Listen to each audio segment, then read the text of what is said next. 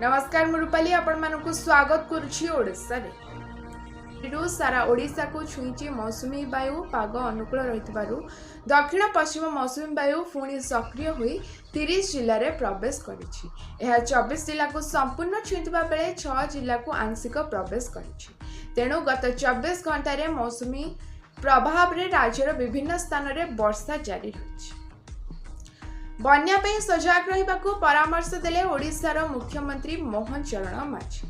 जल संपद विभाग समीक्षा पर यह सूचना देइछन्ती मुख्यमंत्री कहछन्ती जे 24 घंटिया काम करिबो बन्या नियंत्रण कक्ष, आगकू आसीबो बन्या नियंत्रण नीति। समीक्षा पर जल संपद विभाग प्रमुख सचिव अनु गर्ग कहछन्ती जे वर्षा आसुथिबारु सजग रहिबाकू परामर्श देबा सह नदी बंध गुड़िक सुदृढ़ करबा पई पदक्षेप नेबाकू मुख्यमंत्री निर्देश दैछन्ती। ओडिशार विभिन्न निगम रे नियुक्त पाइथिबा अध्यक्ष मानकू दायित्व अब्याहति दिया।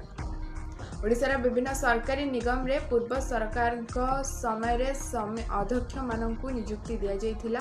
एही अध्यक्ष मानक जोगु निगम गुड़िकरे परिचालन रे कोनोसी गुणात्मक उन्नति परिलक्षित हेउ नथिबारु मुख्यमंत्री श्री मोहन चरण माझी सेमानकू दायित्व अब्याहति दैछन्ति।